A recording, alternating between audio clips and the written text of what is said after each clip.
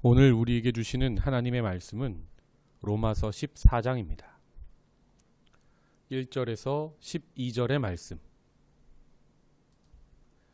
믿음이 연약한 자를 너희가 받되 그의 의견을 비판하지 말라. 어떤 사람은 모든 것을 먹을 만한 믿음이 있고 믿음이 연약한 자는 채소만 먹느니라. 먹는 자는 먹지 않는 자를 업신여기지 말고 먹지 않는 자는 먹는 자를 비판하지 말라. 이는 하나님이 그를 받으셨음이라. 남의 하인을 비판하는 너는 누구냐? 그가 서 있는 것이나 넘어지는 것이 자기 주인에게 있음에 그가 세움을 받으리니 이는 그를 세우시는 권능이 주께 있음이라. 어떤 사람은 이 날을 저날보다 낮게 여기고 어떤 사람은 모든 날을 같게 여기나니 각각 자기 마음으로 확정할지니라. 나를 중히 여기는 자도 주를 위하여 중히 여기고 먹는 자도 주를 위하여 먹으니 이는 하나님께 감사하며 먹지 않는 자도 주를 위하여 먹지 아니하며 하나님께 감사하느니라. 우리 중에 누구든지 자기를 위하여 사는 자가 없고 자기를 위하여 죽는 자도 없도다. 우리가 살아도 주를 위하여 살고 죽어도 주를 위하여 죽나니 그러므로 사나 죽으나 우리가 주의 것이로다. 이를 위하여 그리스도께서 죽었다가 다시 살아나셨으니 곧 죽은 자와 산 자의 주가 되려 하심이라. 네가 어찌하여 네 형제를 비판하느냐? 어찌하여 네 형제를 업신여기느냐? 우리가 다 하나님의 심판대 앞에 서리라.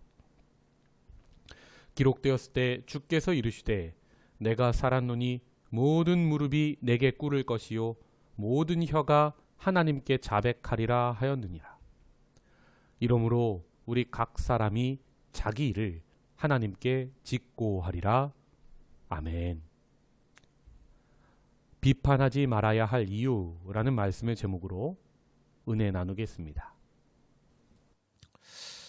우리는 로마서 말씀을 아침마다 묵상하고 있습니다. 11장까지 복음이 어떤 것인지 이론에 관해서 설명한 사도 바울은 12장부터 16장에서 복음을 어떻게 실천하며 살아갈 것인지 실천에 관한 말씀을 전하고 있습니다. 여기서 행위를 갑자기 강조한다기보다 우리가 로마서 8장에서 사도 바울이 선포한 대로 생명의 성령의 법 안에 들어간 자의 삶이 어떤 것인지 설명하고 있습니다. 그러니까 12장의 영적 예배, 사랑하고 하나 되고 이런 성도의 삶이 생명의 성령의 법 아래 곧 하나님의 다스림 안에 들어간 사람은 이런 삶을 자연스럽게 살게 되어 있다 선언하고 있는 것입니다. 그러면서 오늘 14장에서는 믿음이 연약한 자를 비판하지 말라라고 이야기합니다. 1절을 보시면 믿음이 연약한 자를 너희가 받되 그의 의견을 비판하지 말라 하면서 자신의 중요 요지를 설명합니다. 여기서 연약하다라는 말이요, 원어로 보면 아프다, 열등감을 느낀다 라는 뜻입니다. 즉 이 교회마다 보면 시험에 잘 드는 사람이 있죠. 2000년 전에 재미있는 건 로마 교회에도 그런 자들이 아마 있었던 것 같습니다. 사람이 사는 곳은 다 동일한 것 같습니다. 그런데 그렇게 잘 마음이 아프고 뭔가 믿음이 대단한 사람을 보면서 믿음의 열등감을 느끼는 시험에 잘 드는 사람을 믿음이 대단하다고 생각하는 사람들에게 말하는데 그를 비판하지 마십시오라고 말하고 있습니다. 제가 여러 교회에서 사역을 해봤는데 부흥하는 교회, 말씀이 살아있는 교회는요, 성경 공부가 막 대단하다, 프로그램이 대단하다, 프로그램도 대단해요. 그런데요, 그 프로그램 때문에 그 교회가 부흥하는 게 아니고요, 그 교회 보면요 세워주는 게 있어요. 사랑이 있어요. 그런데 무너지는 교회, 안 되는 교회는 보면요, 아무리 대단한 프로그램을 가지고 오고 아무리 뭐 성경 공부가 있고 해도요 안 돼요. 제가 왜 안 되나 보면 그 교회는 비판이 있어요. 그런데 정말 재밌는 게 성도들이 성도들을, 성도가 목사를, 목사가 성도를 비판하는 그런 교회들은요, 다 자기 생각을 인용해서 말한다고 생각하지 않고요, 하나님 말씀을 인용해요. 저거 하나님 말씀에 보면 틀렸다. 저 사람 이단이다. 요즘 전 세계적으로 목회자들의 문제가 많이 보고되고 있습니다. 근데 이제 유럽의 한 교회 예를 제가 좀 서치해 봤는데, 이제 여러 성적인 문제부터 시작해서 많은 문제를 이제 성도들이 이제 이야기하니까 그 목회자가 이 성도를 신천지다 하면서 참 가슴이 아픕니다. 건강한 비판은 받을 수 있어야죠. 나단히 비판하면 다윗이 회개한 것처럼요. 어쨌든 이 무너지는 교회에는요, 이 성경 기준으로 인한 권면이 아니라 자기 생각을 하나님 말씀으로 해석해서 비판하는 비판이 많은 것을 보게 됩니다. 로마 교회를 향해서 사도 바울이 지금 그런 비판을 하지 말라 이야기하면서요, 2절부터 예를 드는데, 첫 번째 예가 어떤 사람은 모든 것을 먹을 만한 믿음이 있고 믿음이 연약한 자는 채소만 먹느니라. 먹는 것의 문제를 이야기합니다. 사도 바울이 고린도 교회에도 먹는 문제로 한번 이야기한 적이 있는데요. 이 먹는 게 왜 문제가 되냐면, 레위기 11장 말씀에 의하면, 즉 그들이 보는 성경 말씀에 의하면 거룩한 것과 거룩하지 않은 것, 정한 것과 부정한 것이 있는데, 정한 것은 먹어도 되고 부정한 것은 먹어서는 안 되거든요. 그런데 이 고린도 교회 시장도 마찬가지고 로마 교회 시장도 마찬가지고, 그 당시에 시장에 나오는 모든 고기는 자신들이 믿는 우상에게 제사를 드리고 고기를 잡았어요. 그러니까 제사 지낸 고기를 먹어도 되냐 안 되냐 문제로 고린도 교회에서도 시비가 있었고요, 로마 교회에서도 그런 문제가 있었던 것 같습니다. 이제 믿음이 큰 사람은 아니 그게 무슨 상관이야? 하나님이 지으신 모든 것이 선한데 하면서 먹어요. 그런데 그 모습을 보고 믿음이 연약한 자들이 저거 틀린 거 아니야? 라는 그런 갈등이 있었다는 말입니다. 두 번째는 날에 관한 문제를 이야기합니다. 5절에 보시면 어떤 사람은 하면서 이 날을 전날보다 낮게 여기고 어떤 사람은 모든 날을 같게 여기나니 각각 자기 마음으로 확정할지니라. 절기 문제로 싸웠어요. 구약 성경에 보면 안식일은 거룩하죠. 또 초막절, 77절 여러 가지 절기들이 있습니다. 장막절. 그 절기들은 거룩하니까 그날은 모여야 되고 어떻게 해야 되고 이런 이야기들이 로마 교회 내에 있었습니다. 그런데 사도 바울의 믿음으로 보면요, 모든 날이 주의 날이에요. 여러분, 심지어 주일, 일요일도요, 특별히 그날이 거룩해서 우리가 교회에 모이는 게 아닙니다. 성경 말씀에 예수님이 주일날 너희가 모여라 라고 말씀하신 적이 없어요. 하나님의 명령이어서가 아니라 그것이 아름다운 전통이었기 때문입니다. 예수님이 부활하신 날을 우리가 기억하기 위해서 그날을 주의 날이라고 특별히 일요일을 말하면서 모이는 것이고, 사실은 매일매일의 삶이 우리의 영적 예배가 되어야 하는 것이지요. 어쨌든 이 두 가지 문제를 이야기하면서 믿음이 연약한 자를 비판하지 말라 이야기하는데, 비판하지 말아야 할 이유 첫 번째로 하나님이 그 믿음이 연약한 자를 받으셨기 때문이라고 언급합니다. 3절 후반부에 보시면 비판하지 말라, 이는 하나님이 그를 받으셨음이라. 여기서 받으셨다라는 말이요, 데리고 가다, 자기 집으로, 또 영접하다라는 뜻이 있어요. 그러니까 믿음이 작은 자도 하나님이 하나님 나라로 들이셨다는 거예요. 영접해 주셨다는 거예요. 하나님 자녀 삼으셨다는 겁니다. 그래서 믿음이 크다고 아이고 저 믿음 없는 것들 하면서 절대 비판하지 말라고 말하고 있습니다. 그러면서 하인 비유를 합니다. 하인을 세우고 혹은 하인을 비판하는 권한은 누구에게 있습니까?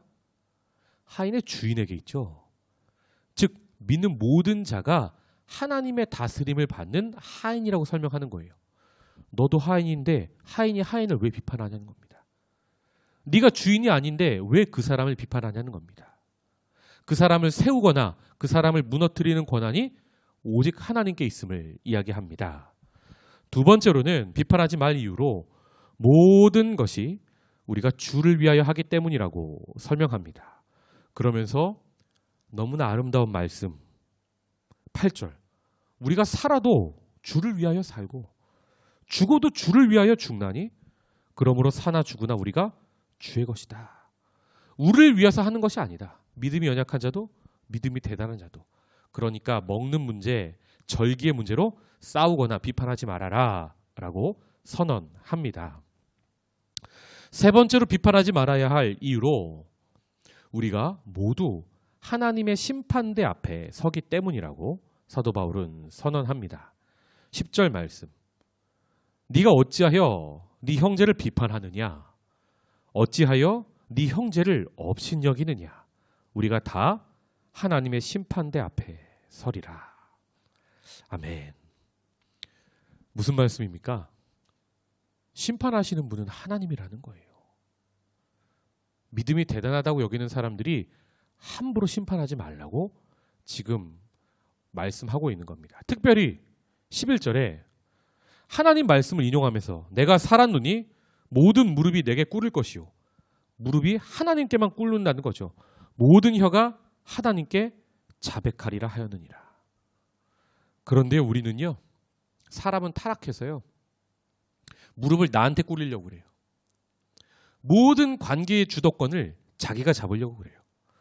교회의 주도권도 자기가 잡아야 하고 가정에서도 주도권을 자기가 잡아야 하고 연애의 주도권도 자신이 잡아야 하고 자녀와의 관계에서도 주도권을 자기가 잡아야 하고 회사에서도 주도권을 자기가 잡아야 하고 우리의 타락한 본성 때문이죠. 아니요. 성경은 그렇게 이야기하지 않아요. 십자가에 예수 그리스도와 함께 못 박힌 사람은요. 살아도 주를 위하여 살고 죽어도 주를 위하여 사는 사람은요. 모든 주도권이 하나님께 있음을 고백하는 사람입니다. 지금 신앙생활하면서 지금 함께 가정생활하면서 지금 직장생활하면서 갈등이 있죠. 모든 사람은 갈등이 없을 수 없습니다. 그런데 그 갈등 가운데서 비판하지 마십시오. 첫째, 하나님이 그를 받으셨기 때문이고요. 둘째, 우리가 살거나 죽거나 다 주를 위해서 하기 때문이고요. 나를 위해서가 아니라는 거죠. 셋째, 심판은 하나님이 하시기 때문입니다. 그 나를 괴롭히는 사람 나한테 무릎 꿇리고 싶잖아요. 싹싹 빌면서 그 사람 정말 거짓말하고 잘못했던 거 빌게 하고 싶잖아요. 그것도 죄라는 거예요. 아니요. 그 사람을 위해서 내가 무릎 꿇을 수 있는 것. 그 사람을 위해서 내가 오히려 기도할 수 있는 것. 이것이 구원받은 성도의 아름다운 삶인 줄 믿습니다. 특별히 로마 교회를 아니라 고린도 교회를 향해서 사도 바울은요. 먹는 문제 가지고 이렇게까지 얘기해요. 성도들을 향해서는요. 고린도전서 10장 25절에 이 하도 제사한 곡이냐 제사 안 한 곡이냐 서로 따지고 막 교회에서 분란이 일어나니까 무릇 시장에서 파는 것은 양심을 위하여 묻지 말고 먹으라. 따지지 말라는 거예요. 그냥 먹으라는 거예요. 교회가 하나 되는 게 더 중요하다는 거예요. 제사 했건 제사 안 했건 그게 뭐가 중요하다는 겁니다. 그러면서 심지어 목회자인 자신은 이렇게 얘기해요. 8장 13절에 그러므로 만일 음식이 내 형제를 실족하게 한다면 나는 영원히 고기를 먹지 아니하여 내 형제를 실족하지 않게 하리라. 모든 사람은요 묻지 말고 먹으라고 하면서 자신은 만일 내가 고기 먹는 것 때문에 그러니까 우상에게 바쳐진 고기인지 아닌지 모르고 내가 먹었는데 그것 때문에 누군가 실족한다면 나는 지금부터 영원히 고기 먹지 않겠다. 이야기합니다. 성도 여러분, 가장 아름다운 이 성경에서의 이 윤리론이 먹는 문제 때문에 지금 나오고 있는 것을 봅니다. 오늘 주신 말씀을 맺겠습니다. 우리는 비판하고 있습니까? 세워주고 있습니까? 우리는 그 사람을 나에게 무릎 꿇리고 있습니까? 아니면 하나님께 무릎 꿇을 수 있도록 내가 지금 그 사람을 위하여 무릎 꿇고 있습니까? 우리 공동체는 무너지고 있습니까? 세워지고 있습니까? 한국교회는 무너지고 있습니까? 세워지고 있습니까? 이 아침에 겸손한 마음으로 함께 우리부터 돌이키면서 회개했으면 좋겠습니다. 비판했던 것들, 용서하지 못했던 것들, 하나님이 받으셨는데 내가 받지 못했던 것들이 있다면 이 아침에 회개합니다. 하나님, 하나님의 마음, 예수 그리스도의 심장을 우리에게 주셔서 우리가 세워주는 공동체, 사랑하는 공동체, 그를 위하여 무릎 꿇을 수 있는 공동체 될 수 있도록 역사하여 주시옵소서. 우리 한 1, 2분만 함께 기도하겠습니다. 사랑의 하나님, 은혜와 사랑에 감사합니다. 모든 관계 속에서 하나님 하나 되고 할 수 있거든. 아버지, 용서하며 나의 생각으로 정죄하거나 비판하는 삶이 아니라 하나님의 말씀대로 사랑하고 용납하고 하나님께서 받으신 것처럼 우리도 받을 수 있도록 가정에서, 직장에서, 교회에서, 나의 인생에서 하나님 믿음이 연약한 자, 믿음이 큰 자 따지거나 하지 않고 그를 말씀대로